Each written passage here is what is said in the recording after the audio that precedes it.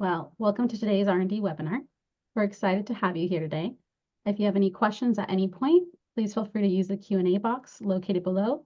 Additionally, for your convenience, we are recording this webinar. Now, for those of you who may be unfamiliar with Sensiba, we are a leading accounting firm ranked in the top 100. Our services encompass tax, audit, and various consulting services, including technology and sustainability solutions. In addition, we take pride in being a Certified B Corp and have been serving our clients for over 40 years. Now it's my pleasure to introduce today's speakers. First, we have Marr, our newly appointed partner leading our R&D Tax Credit services. Joining Cole is Ariane Woods, our R&D Tax Credit Senior Manager. Together, Cole and Ariane possess over 17 years of invaluable experience, complemented with engineering degrees. Their background is not just a testament to their expertise, but also to their ability to provide you comprehensive guidance tailored to your needs. And without further ado, I'll pass it off to you, Cole. Thanks, Louie. And fortunately or unfortunately, we should probably say 17 years each, not combined. So, we look very youthful, but we've been at this for close to 20 years each now. And a little additional bit on us, both degreed engineers. You'll get the impression through this, right? The R&D credit is much more about the technical side, or as much about the technical side of what qualifies and how, as much as it is the quantification and the end credit amount. So just walking through the agenda here, and I do want to mention that we're focusing this much more on tech startups, right? Based on the introduction slide, you could have guessed that.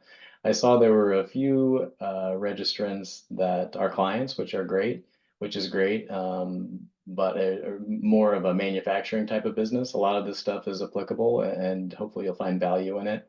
But a lot of our examples, things we'll talk about, et cetera, are going to be slanted towards the startup world and companies that could qualify for the payroll tax offset.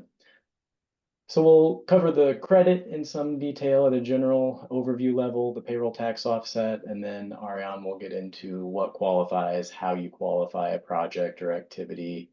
You'll hear us use the word business component, I think, a time or two, and that's the IRS term for project. And then no discussion of the R&D tax credit would be complete at this point without mentioning the Section 174 capitalization requirement that we're all dealing with and have been dealing with since 2022. And we'll go over some of the expected disclosure changes for the R&D tax credit form at the federal level. That's a proactive point that we'll discuss and something that will hit everybody, and everybody will need to be prepared for the 2024 tax filing season.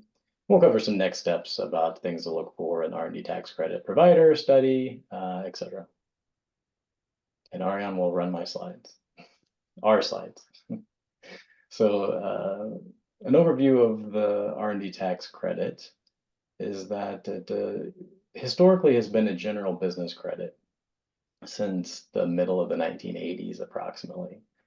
There's been this credit meant to incentivize and reward businesses that innovate and perform R&D in the United States. Obviously, given that half of this presentation will be dedicated to what is the IRS, what is Congress, I should say, what is Congress's definition of research and experimentation that qualifies for the Section 41 R&D tax credit, which could be different than a conventional idea of R&D that you might have in your company, but we'll get into that. So based on what qualifies for the credit and the quantification, the back of the napkin numbers relative to the R&D tax credit at the federal level are that you can expect to see about 5 to 10% of your qualifying expenditures back in the form of a tax credit. I mentioned that the tax credit, right? General business credit, focusing this on startups. Historically, startups have not been so interested in this credit. However, it can now be used and has been for a bunch of years now. Ariane will maybe chime in and remind me how long that we've been able to use this credit at the federal level for the payroll tax offset. Almost a decade now.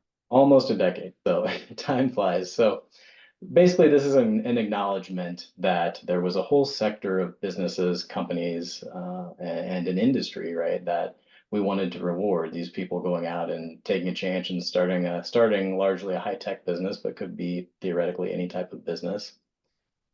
And they often don't have taxable income to use an R&D tax credit. So Congress said, well, how can we incentivize these companies? What types of tax are they paying? Well, everyone pays payroll tax if you have employees. So they said, okay, maybe we should allow them to use the R&D tax credit to offset payroll tax. And that's what they did. So for about 10 years or so, there's been a statutory maximum of $250,000 that you could generate the federal R&D tax credit and elect on a timely filed return to use it as a payroll tax offset. Now, creates an extra layer of hoops to jump through, if you will, right? Because you have to file the 67, calculate the credit, quantify it, file the 6765, the tax form with your tax return for that year. And then you had to coordinate or have to coordinate with your payroll provider to make sure that it's being applied appropriately. And most payroll providers have their own unique way to get you the benefit. And we could probably do an entire webinar about all the different ways that the payroll providers have figured out to help you in receiving that final step of getting the actual dollars back to offset payroll taxes. But we'll save that for another time. But generally the intricacies, sorry, real quick, Ariane, back on how do you qualify as a startup, right? They've done a pretty good job of putting guardrails around a definition on this. There's several points we're going to get into that could be pretty gray. This is the qualification from a technical standpoint of does a business entity still qualify as a startup is less gray. Essentially, in the year in which you are electing the payroll tax offset, you can have no more than $5 million in gross receipts. And you can have gross receipts in no more than 5 prior tax periods. So essentially, you can, I might have flubbed that a little bit based on the look on Ariane's face, but essentially you're eligible for it for up to 5 taxable periods. In each period, you can have no more than $5 million of gross receipts. And Ariane will correct me exactly. Well, just as a reminder, this isn't sales. This is sales or interest or any other sort of, like, if you're renting out a part of your business, this is any kind of income. We actually had a client that was looking to do this, and they had some money sitting in a bank account that was making, like, I think it was $3 the first year they opened, and it started the clock for them. So that, just be aware that it doesn't have to be sales, it is any sort of income. Yeah, so any sort of income, and that's a relevant point in the last 2 years, because our startups have raised some money, they let it sit in a bank account, right? And historically have received, going back 10 years, maybe 0 interest on that money that's sitting in a bank. Well, now they're earning 1, 2, 3, who knows how much interest on a couple of $1 million. Then you have a line item, even though you have no sales, you might have gross receipts, which then necessarily starts your 5 taxable period clock. And not to get too deep into the technicalities of it right now, I keep saying taxable period because if you have a short year, then that consumes one of your potential years of eligibility for this payroll tax offset. All right, getting into what qualifies.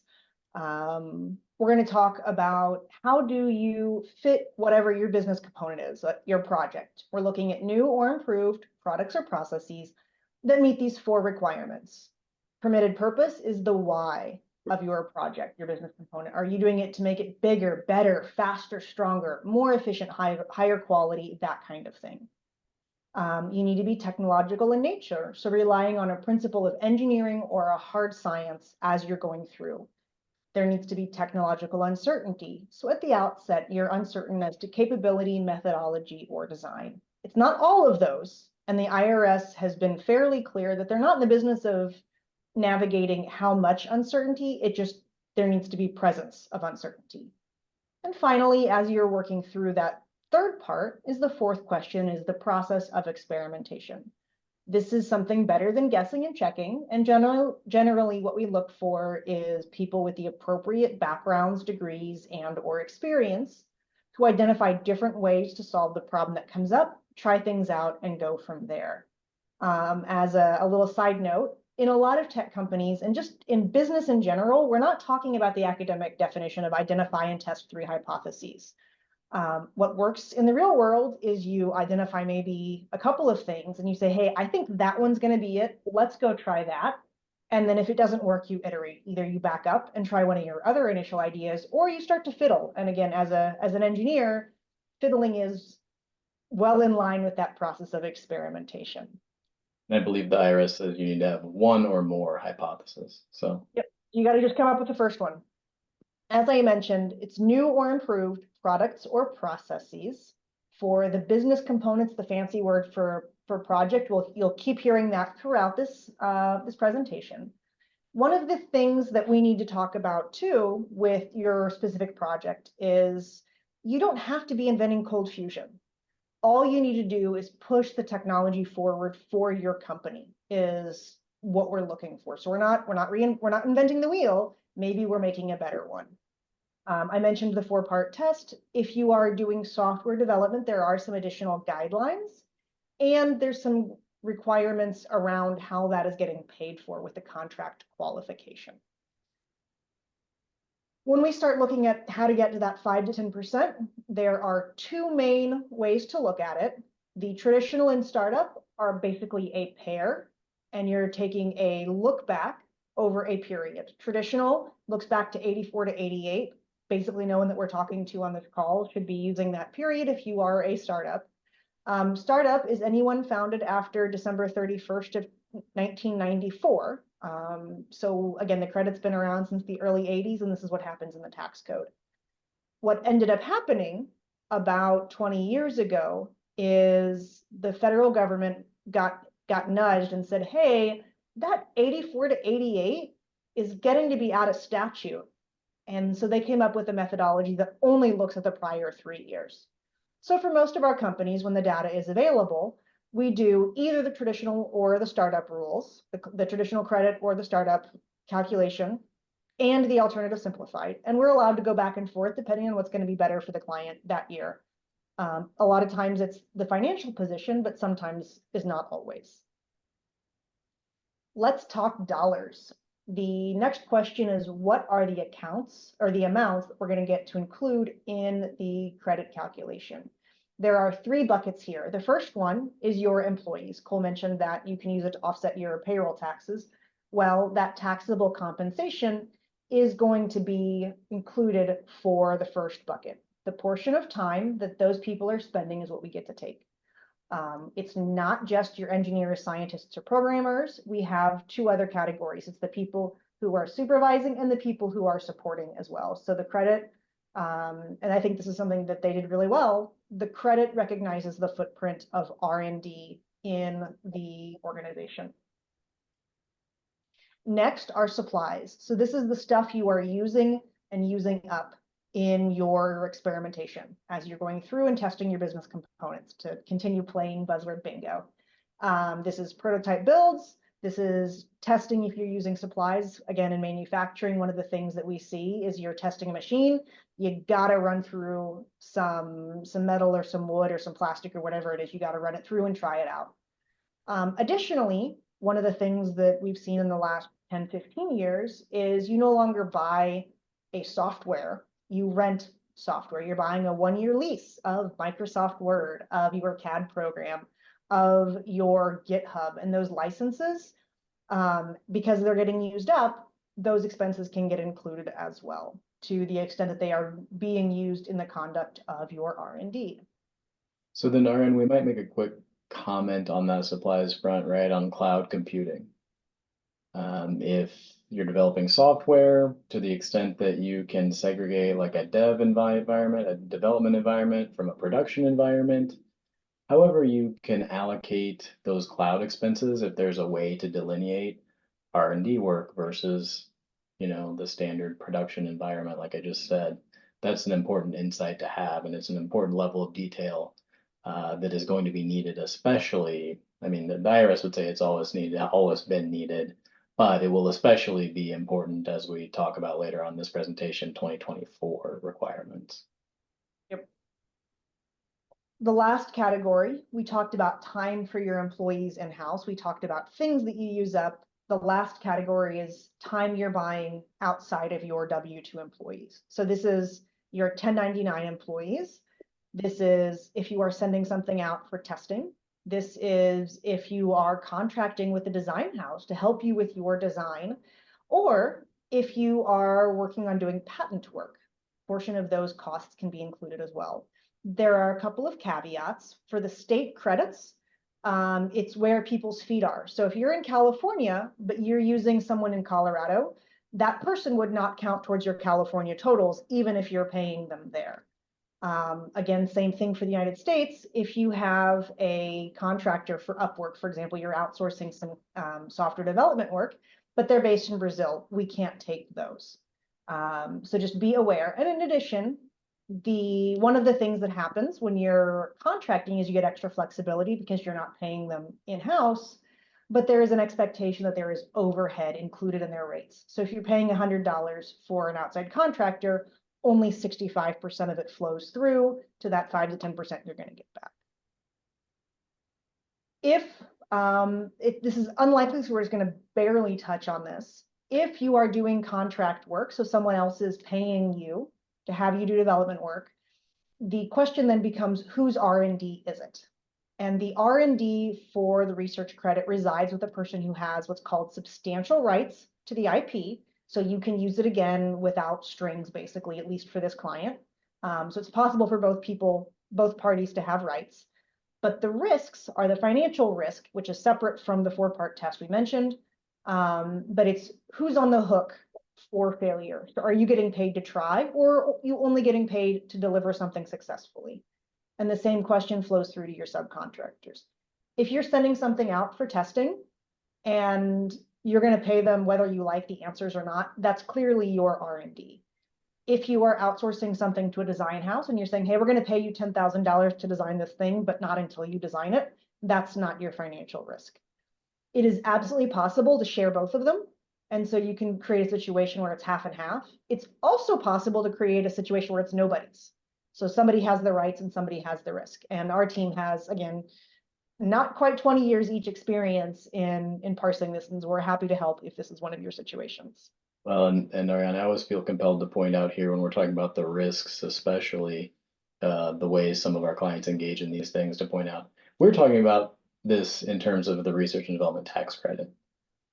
It might not be the overriding factor or decision in your business analysis, right? So sometimes if you can shift that risk to a contractor, that might be more worthwhile than using it to generate the R&D tax credit. But especially when we're talking about large expenses, right? We're engaging with an outside vendor for, tens and hundreds of thousands of dollars of contract work. It's probably important to at least comprehend, and factor in at some level whether that will be credit eligible and what is the business risk that we're taking. So, and this is the last one of the detail work. There is a whole host of items that are specifically excluded in just the legislation. This is not including the stuff that's gone through the courts and through the audits and other stuff that's added. As we go through and again, talk about your specific business components, we'll be flagging specific pieces of this. So again, your feet have to be on the US soil. You have to have the financial risk. The first time you do something, fair game. If you're hitting copy paste, not eligible. Once you're in production, that business component is finished. But if you start to improve it, now we have a new business component. And so one of the fun parts about the R&D credit is navigating what is qualified, but also explicitly what is not. And there's a couple of categories: the aesthetics, the social science, arts, and humanities. Those aren't included in this credit. With our software companies, one of the things we talk about is the UI, UX component of the software development. You're not going to get your client base to continue to engage with something if that app is a pain to use. However, the time spent figuring that out and how to make that easy and intuitive and logical is outside the scope of what the R&D credit takes. So, and then Cole's going to bring us back to section 174, and not just the credit, but some compliance stuff in another section of the tax code. Just because I like to mix things up, Ariane, can we go back to that prior slide? I just want to mention the scale back. I don't know if we've used the term scale back so far in this conversation, Not.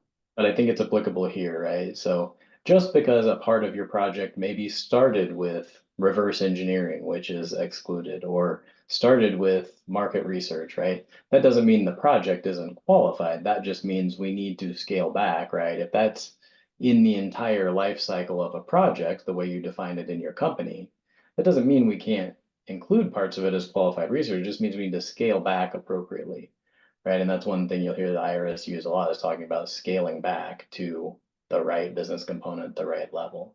This is also applicable to some of those expenses we talked about, especially the supplies. I was thinking about it when we were looking at that picture, and it was a jet engine and it's attached to an airplane, and it's, you know, all of these expenses. If you're developing the engine, what is the prototype expense, right? Can you test the engine without the plane? Can you include the expense of the plane? Is the plane, so all of those parts, like what is the component we're developing, and or is it the blade on the turbine there? Like, sorry, Ariane. It's called a blisk, the bladed disc. Right. So somebody's dealt with those before. Perfect. But just knowing how we're going to scale back and get to the qualified portion of that business component.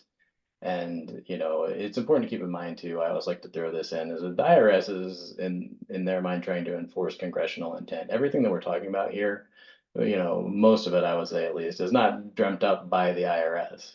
It's coming from Congress, and they're trying to interpret and enforce their intent to the best they can. So that's, you know, our outlook, and how we're trying to make sure we get you the maximum benefit, but minimize your risk. So no conversation about the R&D tax credit would be complete this year in 2022, 2023, and maybe going forward, unless we were to mention the Section 174 capitalization requirement.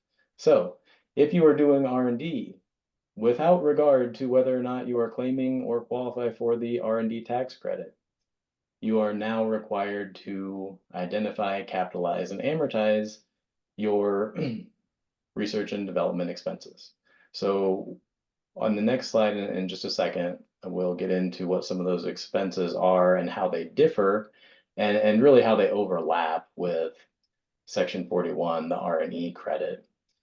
But I'm going to just touch briefly on the why of this, because that's what all of our clients end up asking when we talk to them about this. Like, well, I just don't understand how this benefits anyone. I just don't understand how this makes sense.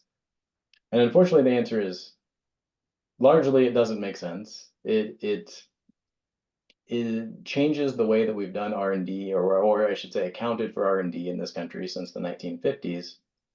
But going back to 2017, in the Tax Cuts and Jobs Act, there was a big overhaul of the tax code. Rates were reduced. Basically, somebody had to find some money to pay for those changes somewhere. So one way they did that was to say that starting in tax year 2022, companies would be required to identify, capitalize, and amortize their Section 174 research and experimental expenditures. So you're required to identify and capitalize them over 5 years for US expenses, and 15 years for foreign expenditures. Going forward, there's some thought that this might be removed as a requirement. I'll spare you the back and forth of the fact that we thought there was no way it was going to go into effect for 2022, and then we assumed that they would find a way to get rid of it for 23, and they haven't. But at a very basic level, it seems like we'll always, I say always, but permanently within the tax code, be requiring companies to capitalize at least foreign R&D. All of the proposals that have been put forth so far that deal with this Section 174 capitalization retain the requirement for companies to capitalize foreign R&D. So I think that's here to stay for the most part. So at least until 2025, when all of this gets resolved. I don't want to make people push the leave button too fast here, Ariane. So on the next slide, I think we get into what are some Section 174 expenditures and how do they differ. I shouldn't say differ from Section 41 costs, right? How do they overlap? It's an overlapping set.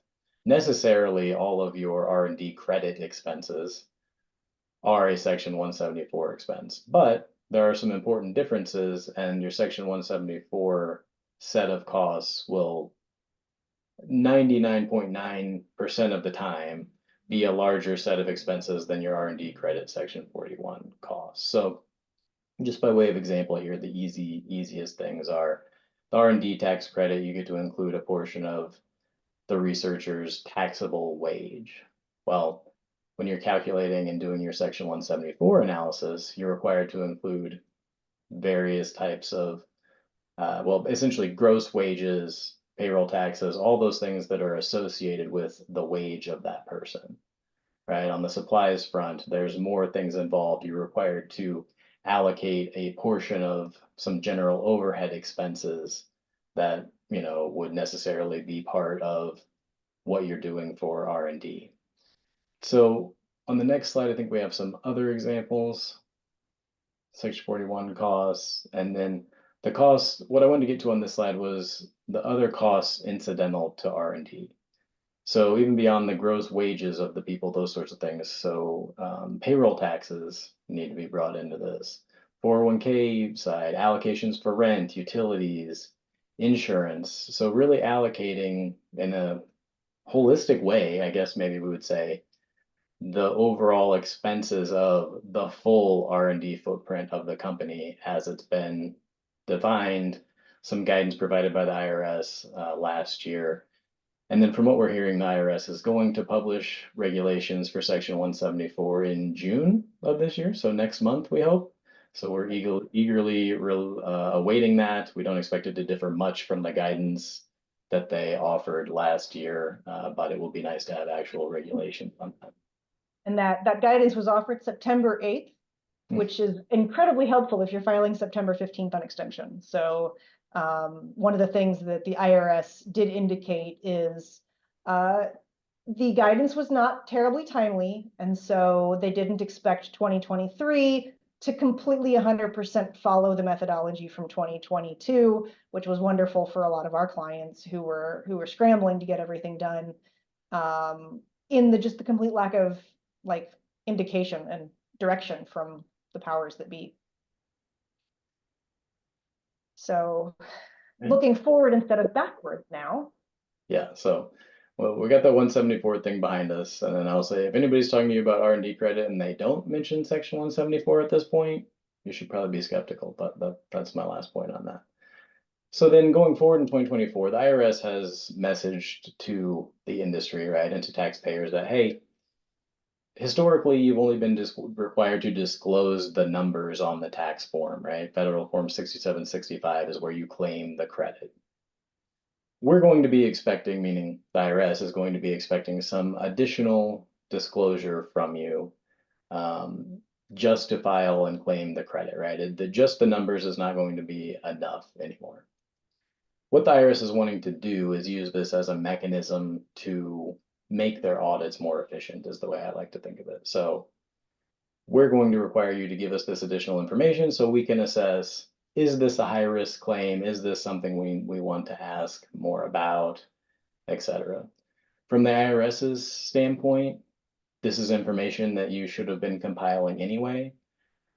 From a practical standpoint, it's information that we knew needed to be available, but you know, in the startup context, every dollar you spend on a compliance activity is something that you're not spending reinvesting in your business. So basically, not that we've short-circuited that over the years, right? But we've said, okay, let's not collect all the documentation now, knowing that it's going to be there, or let's not allocate every dollar out to every project. We can, the tax courts allow us to make some estimates and maybe not completely track it back to every project. Now, we can do that, and we can do that efficiently with a lot of our approaches, which is what we're changing all of the orientation for our projects for, and they'll all be really in that format for 2024. But the intent of, I guess where I'm going here is the intent of what the IRS is looking for here, I think in a general sense, as a taxpayer of this country, is a good thing. But I think the additional compliance burden is more substantial than they would like to think it is.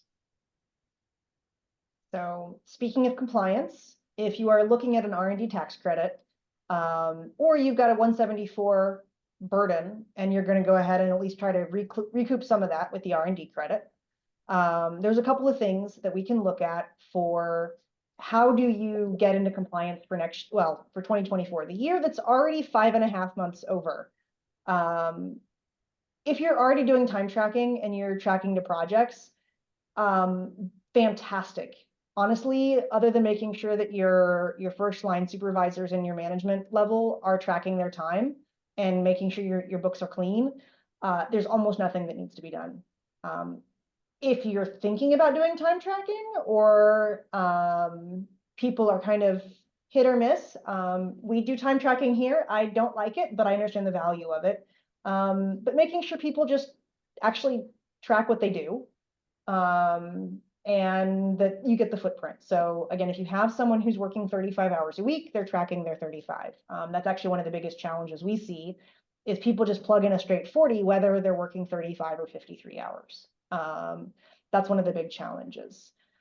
Much more commonly, and this is, again, most of our startups, if you have more than one project going on, you're not tracking to them. You're just working, you're getting it done. You have ideas, you have people who are excited to be there. They are just working on stuff.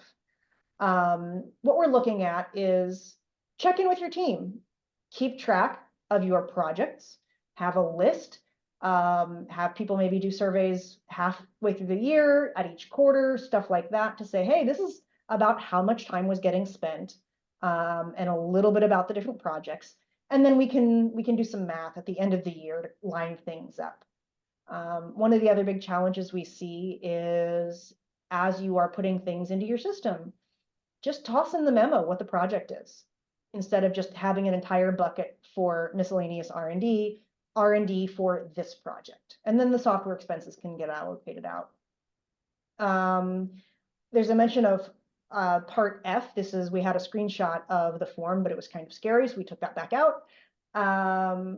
There's conversation around some companies not having to fill out all the paperwork unless they get asked more questions by the IRS later on. So if the credit is small enough, if your expenses are under a threshold, or if you're taking the payroll tax offset, they're talking about different ways to say, maybe make it less of an administrative burden. The trick is, the IRS, while they've released a preliminary proposed version of this form, we often don't get to see the final version until the end of the year. There's been a couple of years that Cole and I have gotten the notification the final draft has dropped between Christmas and New Year's. So December 28th, there's been a couple of times that there's text messages going back, hey, we finally got instructions for next year. And I'm hopeful that it won't be quite that down to the wire, but honestly, we might not know until basically 2024 is over. So prepare for the worst, and then hope that it's just, you've got it if you need it, and we don't have the compliance piece. So next step, here you go. If you want to take advantage of the credit, since you've already got to do the compliance, here's what you can do. What do we have on here? Use me as a resource, right? So after this webinar, we'll be sending out some follow-up. In it will be a calendar scheduling link. Happy to talk about your particular situation, how we can help, how to make your current process better. Any of those things, feel free to grab a time with me. Don't change your internal processes. You know, it's great to add some additional detail, and I think we'll make things much easier for 2024 especially. But don't think that your systems need a huge overhaul. There are ways to get to the information even when you don't think it's great information or you don't think it's available. Our teams are great. Ariane and our other team members are great with big sets of data. So big, scary spreadsheets, don't intimidate them, because it's just numbers in a spreadsheet that they can manipulate. So those sorts of things. And then just let us take the headache out of it for you. You might be saying, well, how could I quantify the engineer's time, or how could I get to this part, or scale back to the business components, and what is all this? Like, well, let us take that headache out of it for you. You might be looking at other providers who want to charge a flat percentage of your credit, or they purport to put it on autopilot or make it as easy as possible. That's part of it, right? We don't want the R&D credit to be a huge project for you. But what we like to do is tailor things to your particular needs, right? What level do you need to analyze things at? How can we best get the information from your teams, develop efficient surveys, use your terminology, really understand how to make it easy for you, not come up with a one size fits all system that we're going to say makes it easy for everybody, because I don't think that exists. It's really a tailored approach to get you what you need in an efficient manner. And we're sensitive, especially at the startup, that every hour you're spending on this is one less hour that you're running the business or dreaming up the next thing. And so part of what we pride ourselves on is having that small footprint in your org to get what we need, and leveraging our experience and backgrounds to make this easy and efficient for you guys. So I did not see any questions come through. Does anyone have any questions that they want to drop in the Q&A? I did not see any either. I'm going to attribute that to our brilliance and our thoroughness covering all the topics. Seriously, feel free to reach out. We're happy you joined us today, and look for another webinar from us soon. We have another slide, Ariane? Probably. No, we do not. We have a thank you slide. We have how to get a hold of Cole. Go. So Cole is happy to talk to anyone who has questions about this. And I'll talk to you if you end up joining us as for a project. Yeah, and Louis will do some follow-up from this. You'll get my calendar link. We'd love to talk to you, and thanks for joining us. Thank you.